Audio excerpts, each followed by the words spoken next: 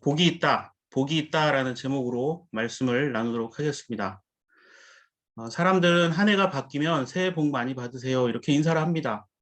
우리도 그렇게 인사를 하고, 자, 그렇다면 이 새해 복 많이 받으세요라고 할 때 이 복이 과연 무엇일까요? 당연히 좋은 것이라고 생각할 수 있겠는데요. 이 중국의 영향을 받아서 우리나라는 5가지 복, 즉 오복을 많이 이야기합니다. 이 5가지 복에 대해서 서경 홍범편에 나오는 기록을 살펴보면 알 수 있는데요. 이 5가지 복이 뭐냐면 오래 사는 것, 그다음에 부유하고 풍족한 것, 그다음에 그래서 강령하십시오라고 말하죠. 예, 건강, 그다음에 유호덕이라고 해서 덕을 나누며 베푸는 것, 그리고 고종명 해서 명대로 살다가 편안히 죽는 것, 이 5가지를 동양에서는 복이다라고 이야기를 하고 있습니다. 그런데 한번 생각해 보십시오.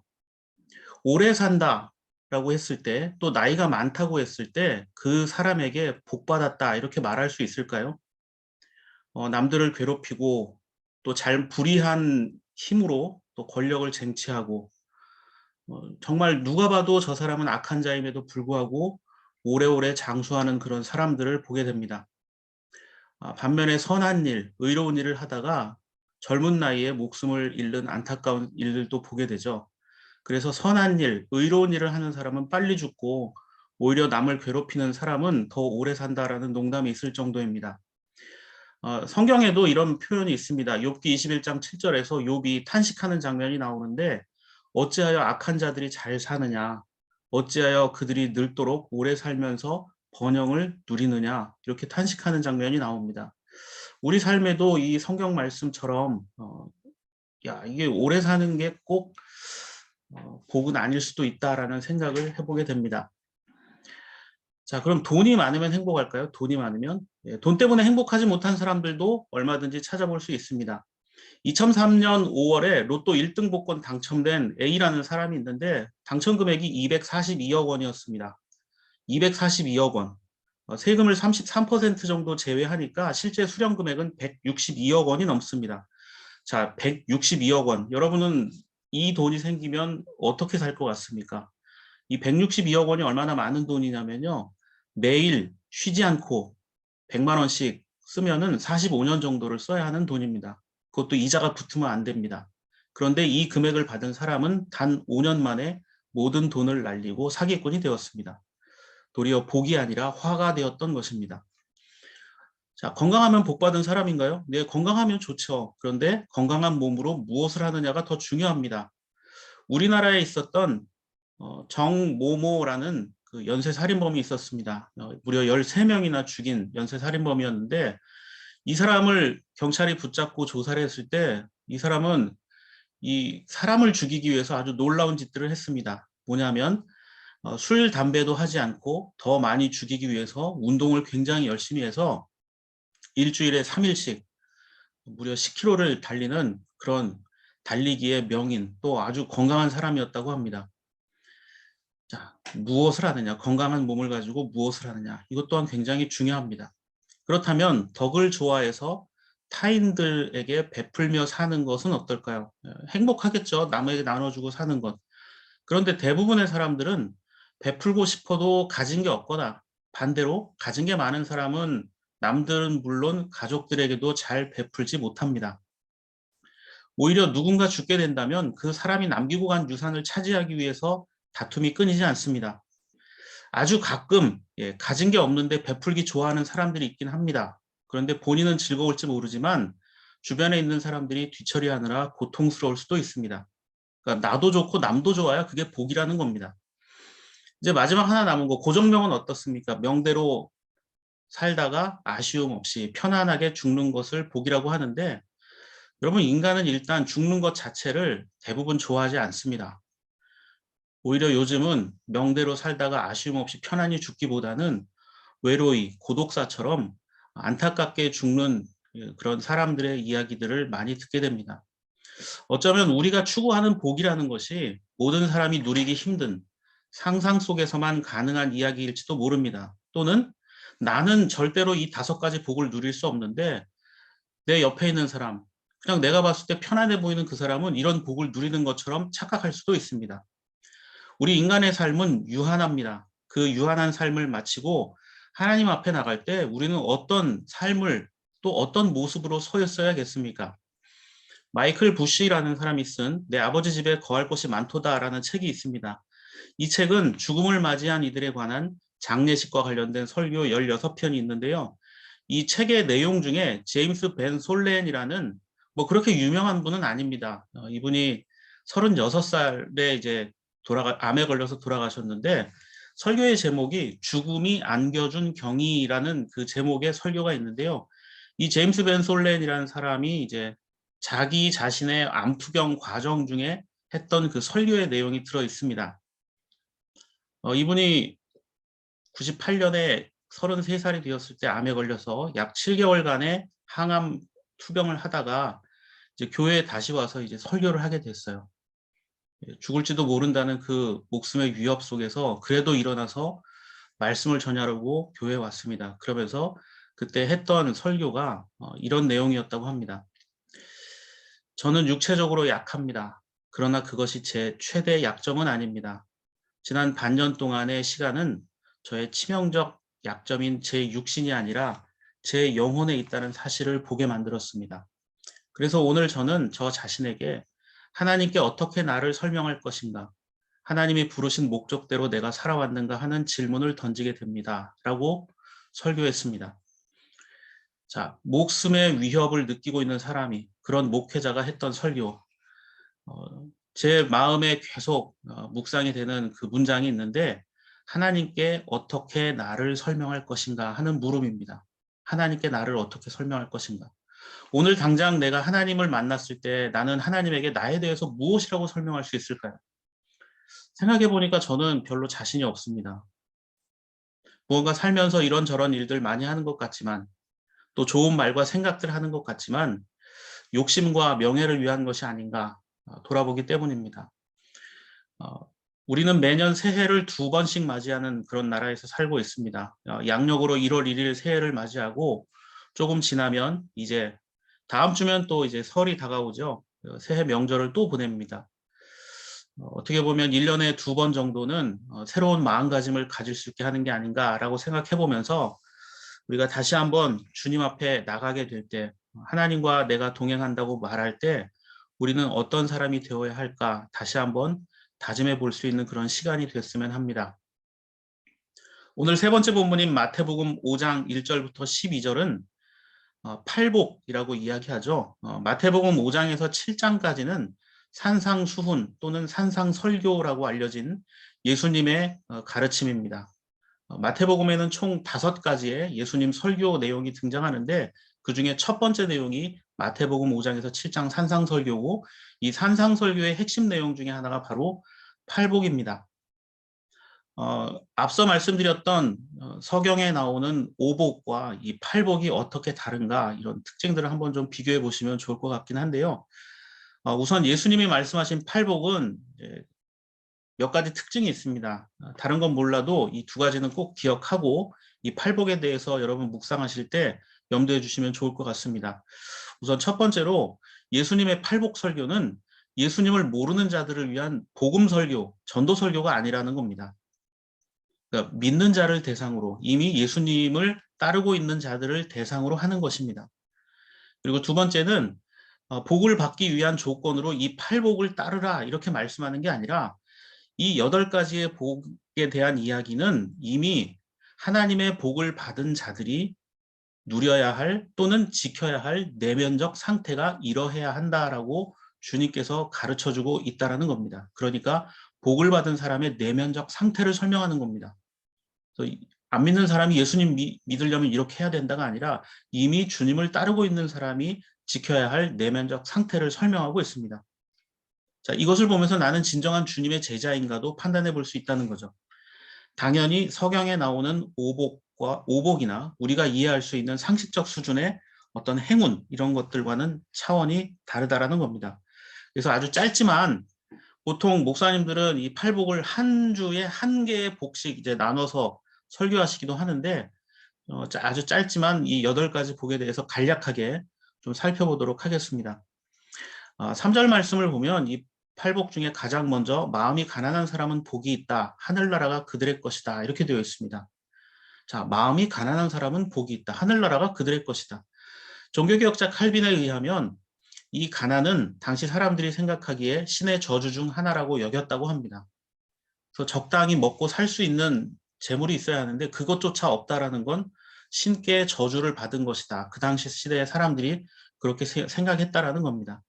그런데 예수님은 이걸 뒤집었어요. 그래서 복이라고 하셨습니다.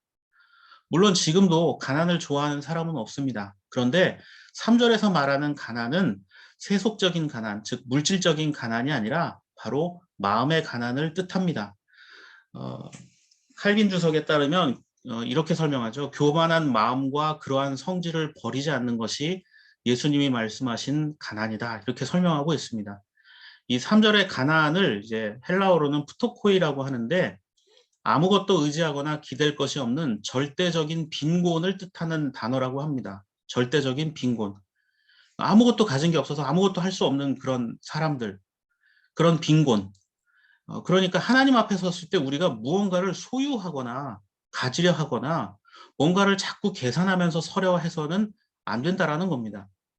하나님 앞에 갈 때는 절대적으로 빈곤한 마음으로 가야 한다는 겁니다. 즉 아무런 욕심이나 나의 의지나 계획이나 욕망이 없어야 한다는 겁니다. 그러니까 절박하게 기댈 곳을 빈곤한 자들이 찾는 것처럼 오직 하나님께만 집중하고 있는 그런 상태를 바로 마음이 가난한 사람이다라고 이야기하고 있다라는 겁니다. 자, 아까 말씀드렸죠. 이 팔복은 이미 주님을 따르고 있는 자들에게 주시는 어떤 말씀이고 주님을 믿고 따르는 자들이 이미 복을 받은 자가 누려야 할 마음의 상태다라고 말씀을 드렸습니다. 4절의 두 번째 복은 슬퍼하는 사람은 복이 있다. 하나님이 그들을 위로하실 것이다. 이렇게 되어 있습니다. 자, 슬픔이 복이라고 생각하는 사람도 없습니다. 슬픔은 불행을 상징합니다. 가난처럼 신에게 저주를 받은 것이라고 말할 수 있습니다. 그런데 무엇 때문에 예수님은 이걸 복이라고 말씀하셨을까요? 자, 그리고 더 나가서 사람들은 무엇 때문에 근심하고 고통할까요? 이 4절의 슬픔을 자신의 죄로 인한 슬픔을 말합니다. 4절의 슬픔은 자신의 죄로 인한 슬픔을 말합니다. 하나님 앞에 죄로 인해 죽을 수밖에 없는 존재가 바로 인간입니다. 내가 죽을 수밖에 없구나. 아무리 내가 노력을 해도 의롭게 하나님 앞에 갈 수가 없구나. 그렇게 느끼는 자들은 절망할 수밖에 없습니다. 자신이 죄인이고 부끄러운 자이고 심판받을 수 없는 존재라는 것. 그러한 자들은 절망할 수밖에 없습니다. 내가 이렇습니다. 그런데 그렇게 자기 자신에 대해서 자기를 부인할 줄 알고 자기의 죄악됨을 깨달을 줄 아는 자들을 하나님께서 위로하실 것이다 라고 말합니다. 오늘 첫 번째 본문인 미가서 6장 6절에서 7절을 보면 죄인 된 인간이 미가가 하나님 앞에 그럽니다. 하나님 앞에 서기 위해서 인간이 무엇을 해야 합니까? 라고 이렇게 탄식하는 장면이 나옵니다. 예배 드릴 때 송아지를 드려야 됩니까? 수천 마리 양이 필요합니까? 아니면 올리브 기름을 드리면 용서해 주실 것입니까? 이렇게 하나님 앞에 물었을 때 하나님이 8절에서 이렇게 말하는 겁니다. 너 사람아 무엇이 착한 일인지 이미 주님이 말씀하셨다. 주님이 너에게 요구하시는 것이 무엇인지도 이미 말씀하셨다. 자, 하나님이 요구하시는 게 뭐라고 합니까? 오로지 공의를 실천하며 인자를 사랑하며 겸손히 내 하나님과 함께 행하는 것이 아니냐. 자, 아주 간단하게 설명하고 있습니다. 뭐라고 얘기합니까? 하나님과 함께 해라. 그것이 너에게 있는 진정한 복이다라는 겁니다. 물질이나 정성이나 슬픔과 두려움 같은 염려가 아니라 우리를 사랑하시는 하나님을 기억하고 그분이 나의 주인 되심을 고백하라는 것입니다. 이제 5절에 세 번째 복을 보겠습니다. 온유한 사람은 복이 있다. 그들이 땅을 차지할 것이다. 자, 온유한 사람은 여기서 말하는 온유한 사람은요. 우유부단하거나 그냥 뭐 이래도 흥 저래도 흥 하는 주관이 없는 사람이 아닙니다. 온유하다라는 말은 프라이스라는 단어를 쓰는데 이 말의 뜻은 자비롭고 친절하고 너그럽고 관대하다 이런 뜻입니다. 여러분, 자비롭고 친절하고 너그럽고 관대하려면 사람들은 보통 뭘 좀 많이 가지고 있어야 자비롭고 친절하고 너그러울 것이다라고 생각합니다. 그러니까 이 온유라는 말 자체가 무언가 받아들이고 수용한다 이런 뜻입니다. 여러분, 그런데 사람들은 온유하지가 않습니다. 인간은 본능적으로 자기 중심적이기 때문에 뭐 다른 사람의 어떤 요구나 이런 것들을 받아들이지 않아요. 그냥 다 계산을 할 뿐입니다. 이 정도는 내가 해주면 되겠구나 계산을 하지 그냥 무조건적으로 수용하지 않습니다. 그건 뭐 부모 자식 간에도 마찬가지고 인간은 자기 욕망의 존재이기 때문에 모든 것에 대해서 자비롭고 친절하다, 너그럽다, 예, 이것은 있을 수가 없습니다. 어떠한 자들이 그럼 이런 온유한 자가 될 수 있을까요? 온유한 자는 하나님을 믿고 따르는 자만이 가능한 성품이라는 겁니다. 온유한 자는 주어진 환경과 만나는 사람들 속에서 하나님을 발견할 수 있는 자들이 취할 수 있는 것입니다. 모든 것들을 하나님의 뜻으로 여길 줄 알기 때문에 그들이 어느 곳에서나 하나님의 사람됨을 나타내며 살아갈 수 있다는 것입니다. 디트리어 보네포 목사님께서 이 온유함에 대해서 뭐라고 설명했냐면 나를 따르라라는 책에서 이 온유함에 대해서 아주 더 적극적으로 설명을 했습니다. 고대 교회의 해석에 따르면 이것을 보복하지 않는다는 뜻이다. 이렇게 말했습니다. 보복하지 않는 사람. 이것이 온유한 자다라는 겁니다. 자, 보복하지 않는다. 이게 말은 쉬운 것 같지만 실제 삶에서는 우리는 사소한 것 하나, 작은 것 하나에도 그 누군가를 미워하고 어떻게든 저 사람을 골탕 먹이고 싶어하는 그런 습성들을 가지고 있습니다. 자, 온유한 사람은 보복하지 않는다. 여러분 스펀지 아시죠? 스펀지는 물기 있는데 넣으면 그 물기를 다 빨아들입니다. 자기가 무거워질 때까지 그렇게 빨아들이고 수용합니다. 어, 주님을 믿는다고 하는 자들의 삶이 그러해야 하고 그들의 삶이 곧 주님을 드러내는 것이 되어야 합니다. 하나님께서는 배고픈 자들, 아픔이 있는 자들, 가난한 사람, 신분이 낮은 사람, 피부 색깔로 사람을 구별하거나 차별하지 않으셨습니다. 많은 사람들이 주님이 계신 곳에 모여들었고 예수님으로 인해서 그 주님이 가는 곳마다 이러한 자들이 모여들면서 그 땅이 온유한 자가 땅을 차지할 것이라고 말씀하셨던 것처럼 그 땅이 변화되어 가기 시작했다는 점입니다. 이제 네 번째 복인데요. 의에 줄이고 목마른 사람은 복이 있다. 그들이 배부를 것이다. 이렇게 말합니다. 자, 의에 줄이고 목마른 사람. 자, 굶주리고 목이 많은 사람이 복이 있다. 그리스 신화에 탄탈로스 이야기가 있습니다. 이 탄탈로스는 왕이었는데 제우스의 아들이었어요. 그런데 이제 그 어떤 자신의 그 신들과의 접점을 이제 악용을 해서 신들의 것을 훔치거나 그것을 이제 사람들에게 막 나눠주기 시작합니다. 그러니까 신들의 분노를 사서 이 탄탈로스가 지옥에 갇히게 됩니다. 그런데 그 지옥이 좀 특이했어요. 이 탄탈로스가 갇힌 지옥은 어떤 곳이냐면 목 부분까지 턱 밑까지 물이 가득 차 있고 그리고 이 고개를 살짝 들어서 보면 그 위쪽에 언제든지 손만 뻗으면 먹을 수 있는 과일들이 있습니다. 근데 이게 지옥이에요. 자, 여러분 생각해 보세요. 아니 먹을 게 풍부한데 물도 있고 먹을 게 있는데 이게 왜 지옥이지? 라고 생각할 수 있는데요. 이 탄탈루스가 갇힌 지옥은 특징이 하나 있습니다. 목이 말라서 물을 마시려고 몸을 숙이면 물이 바닥으로 밀려 내려갑니다. 그리고 배가 고파서 과일을 먹으려고 위로 손을 뻗으면 과일이 다시 위로 밀려 올라갑니다. 그래서 탄탈로스는 절대로 물을 마시거나 과일을 먹을 수가 없었습니다. 그래서 지속적으로 괴롭히다, 애타게 하다, 감질나게 하다라는 뜻, 손을 잡을 수 있을 것 같은데 잡지 못한다라는 그런 의미로 텐터라이즈라는 말이 탄탈로스 이야기에서 유래가 되었다고 합니다.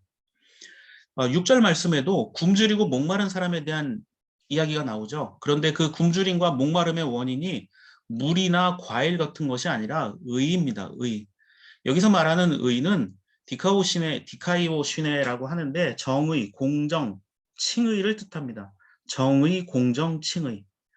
자, 그것이 세상을 향한 공정함이든 하나님을 향한 의로움이든 인간에게서는 정의나 공정이나 칭의를 찾아볼 수가 없습니다. 인간은 의로운 자가 하나도 없어요. 그래서 성경에도 말하잖아요. 의인은 없다. 하나도 없다. 이렇게 말합니다. 그럼에도 불구하고 의에 줄이고 목마른 사람은 복이 있다. 이렇게 말씀하고 있다는 겁니다. 인간은 정의와 공정을 추구하지만 잡을 수 없습니다. 탄탈로스처럼. 죄인이기 때문입니다. 그런데 예수님은 이러한 자들에게 복이 있고 배부를 것이다. 나를 통해 그렇게 될 것이다. 라고 말씀하셨다는 겁니다. 그래서 우리가 붙잡고 주목해야 할 것은 예수 그리스도 한 분밖에 없다는 것입니다. 7절의 다섯 번째 복은 자비한 사람은 복이 있다. 하나님이 그들을 자비롭게 대하실 것이다 라고 말합니다. 구약에서 자비라는 말은 어머니의 모태를 뜻하는 라캄이란 말에서 유래가 되었는데 다른 말로 긍휼이라고 합니다. 긍휼은 한마디로 같은 태에서 태어난 자들이 갖는 감정입니다. 그러니까 이 자비라는 말은, 긍휼이란 말은 피를 나는 가까운 사이를 대하는 태도라 말할 수 있습니다. 무엇보다 자녀는 어머니를 외면할 수 있습니다. 그러나 대부분의 어머니는 자녀를 외면하지 못합니다. 이렇게 일방적인 보상을 기대할 수 없는 무조건적인 사랑, 그것이 바로 자비입니다. 그러한 자들을 하나님께서 자비롭게 대하실 것이다. 우리가 누군가에게 선을 베풀거나 나눔을 할 때 항상 계산을 합니다. 내가 이 정도 하면 저 사람이 나에게 어느 정도 보상을 해주겠지 하는 이런 보상 심리들이 있죠. 그런데 예수님은 그러한 것을 사람에게 기대하지 마라. 왜냐하면 하나님이 해주실 것이기 때문이다라고 이야기하고 있습니다. 여섯 번째 복은 마음이 깨끗한 사람은 복이 있다. 그들이 하나님을 볼 것이다. 이렇게 말합니다. 저는 이 8절에 마음이 깨끗하다라는 표현을 계산하지 않는다, 다른 의도가 없는 것이다 라고 바꿔보면 비슷한 표현일 것이라고 생각을 합니다. 일단 어떤 일이나 만남에 계산이나 의도가 숨어 있으면 순수할 수가 없습니다. 계산이나 의도는 결국 욕심이고 욕심은 눈을 가리기 때문입니다. 제가 장사하다 보면 가끔 영업하러 오는 사람들이 무료로 뭘 해드리겠습니다, 아주 저렴하게 다른 곳에서 구할 수 없을 정도로 싸게 무엇을 해드리겠습니다라고 이야기하지만 나중에 알고 보면 그것이 결코 공짜는 하나도 없다라는 겁니다. 뭔가 자기들의 영업을 위해서 하는 것이지 세상에 공짜는 절대 없다라는 거죠. 욕심으로 인해서 눈과 귀가 가려지면 당연히 하나님으로부터 멀어질 수밖에 없습니다. 계산하고 욕심내고 옳지 못한 의도를 부리는 우리 마음에서 지속적으로 이런 것들을 닦아낼 수 있는 한 해가 되어야 되겠습니다. 일곱 번째 복은 평화를 이루는 사람은 복이 있다. 하나님이 그들을 자기의 자녀라고 부르실 것이다. 이렇게 말합니다. 평화라는 말은 평평한 곳에서 벼를 먹는 것을 이야기합니다. 즉 음식을 나누어 먹는 것이 평화다. 싫은 사람하고는 밥 먹기 싫잖아요. 편안한 사람하고 밥을 먹기가 좋죠. 그런데 이 평화의 진정한 의미를 좀 되새겨 보아야 합니다. 하나님의 자녀, 즉 예수의 길에 참여한 자들에게 평화는 어떤 의미일까요? 월터 윙크라는 사람이 쓴 예수와 비폭력 저항이라는 책을 보면 이런 이야기가 나옵니다. 대부분의 크리스천들은 비폭력을 분명히 원한다. 그러나 그들은 정의를 구현하기 위한 비폭력 저항에 관해 말하는 것이 아니다. 그들은 단지 갈등이 없기만을 바란다는 뜻이다. 그들은 그 체제가 바뀌어지기를 원할 따름이지 그 체제를 바꾸는 일에 개입하기를 원하지 않는다. 자, 보십시오. 끝부분에 보면 그들은 체제가 바뀌기를 원할 따름이지 그 체제를 바꾸는 일에 개입하기를 원하지 않는다. 대통령 선거를 보면 그렇죠. 어떤 국회의원 선거나 대통령 선거를 보면 지금 뭐 바뀌었으면 좋겠다라고 하지만 거기에 적극적으로 뭔가 하려고 하는 사람은 거의 없습니다. 그냥 바뀌면 바뀌는 거고 안 바뀌면 그냥 욕을 할 뿐입니다. 자, 예수님은 평화롭게 지내자, 우리 평화롭게 지내자, 절대로 싸우지 말자 이렇게 말씀만 하신 것이 아니라 아예 자신을 평화의 제물, 즉 화목제물로 십자가에서 죽임을 당하셨다라는 겁니다. 평화를 말하는 사람들은 많지만 그 평화를 위해 자기를 희생하는 자들은 별로 없습니다. 또 나중에 알고 보면 평화나 어떤 정의, 공정이었지만 뒤돌아보게 되면 자신들의 욕망이나 이익이 있었다라는 겁니다. 예수님의 진정한 평화는 자기 희생이 전제된 평화라는 것입니다. 마지막으로 여덟 번째 복은요. 의를 위해 핍박받는 사람은 복이 있다. 하늘나라가 그들의 것이다. 이렇게 말씀합니다. 10절은 신앙인으로 살아가는 것이 안락함과 성공을 보장해 주는 것이 아니라는 사실을 다시 한번 깨닫게 합니다. 의를 위해 핍박받는다는 것. 기본적으로 우리가 사는 세상이 의롭지 않다라는 사실을 전제하고 있습니다. 이런 세상에서 하나님의 뜻대로 산다는 것은 결코 쉬운 일이 아닙니다. 계속 충돌이 일어나기 때문입니다. 그럼에도 우리는 하나님을 위한 길을 묵묵히 걸어가야 합니다. 11절과 12절 말씀을 보면 11절에 나오는 말들을 복이라고 여길 수 있을까요? 모욕, 박해, 비난 받으면 복이 있다? 여러분, 누군가로부터 모함을 당하고 핍박을 받고 비난을 받으면 그걸 복이라고 여러분 여기실 수 있겠습니까? 당장 쫓아가서 해명하고 고소하고 신고할 겁니다. 오히려 우리는 이런 것들을 피하고 싶어 합니다. 항상 좋은 말만 듣고 싶어 합니다. 중요한 건 자기 유익과 이익을 위해서 살다가 당하는 것이 아니기 때문에 더 억울한 것일 수 있다는 겁니다. 자, 여기서 말하는 이 모욕, 박해, 터무니없는 말로 당하는 비난은 자기 이익을 위해서가 아니라 주님을 믿고 따르다 당하는 것이기 때문에 더 억울할 수 있다는 겁니다. 그런데 12절은 한술 더 뜹니다. 그걸 즐거워하고 기뻐하라는 겁니다. 하늘에서 받을 상이 크기 때문이라는 거죠. 저는 이 말씀 속에 핵심이 있다고 생각합니다. 우리가 신앙생활하면서 받아야 하는 보상들, 이 세상에선 얻을 수 없는 것들이란 사실입니다. 여러분, 예수님 믿었다. 그래서 세상에서 갑자기 부자가 되거나 머리가 좋아지거나 뭐 높은 자리에 올라간다. 이것은 가짜 복음일 수 있습니다. 예수님은 그런 걸 말씀하지 않았어요. 도리어 나를 믿으려면 모욕, 박해, 비난을 받을 것이다. 이렇게 말씀하셨어요. 성공할 것이다. 이런 말씀을 하시지 않았다라는 겁니다. 이런 걸 마태는 하늘에서 받을 상이라고 기록할 수밖에 없었어요. 뭔지 모르니까 자기도. 그렇다면 이 세상에서 우리가 외롭게 이런 싸움을 하며 살아야 할까요? 아닙니다. 다시 한번 미가 6장 8절 말씀을 보면 뭐라고 말씀하고 있습니까? 우리는 이 세상에 홀로 던져진 자들이 아니라 주님이 함께 하시고 우리가 그 주님과 함께 한다는 겁니다. 그분의 주인 되심을 언제 어디서나 인정하고 고백하는 것이 중요하다는 겁니다. 다시 한번 두 번째 본문인 고린도전서 1장 18절을 보면 이렇게 되어 있습니다. 십자가의 말씀이 멸망할 자들에게는 어리석은 것이지만 구원을 받을 사람인 우리에게는 하나님의 능력입니다. 맞습니다. 예수님의 이 팔복은 어떻게 보면 어리석은 복이라고 말할 수도 있습니다. 그것은 멸망할 자들의 눈에는 그렇게 보입니다. 예수님을 모르는 자들에게는 저게 무슨 복이야? 라고 말할 수 있습니다. 그러나 구원을 받을 사람인 우리에게는 예수님을 믿고 따르기 때문에 예수 그리스도께서 우리의 주인 되시기 때문에 세상의 유익함이 아니라 하나님의 영광과 기뻐하심을 위해서 살 수 있게 될 것이라는 겁니다. 올해 한 해 동안 세상의 힘과 좋은 것들을 부러워하거나 얻으려는 것이 아니라 오직 나의 주인 되신 예수 그리스도를 따르고 하나님의 능력과 말씀을 붙들고 하나님의 영광을 위해 살아가는 저와 여러분들의 삶의 모습이 되기를 바랍니다.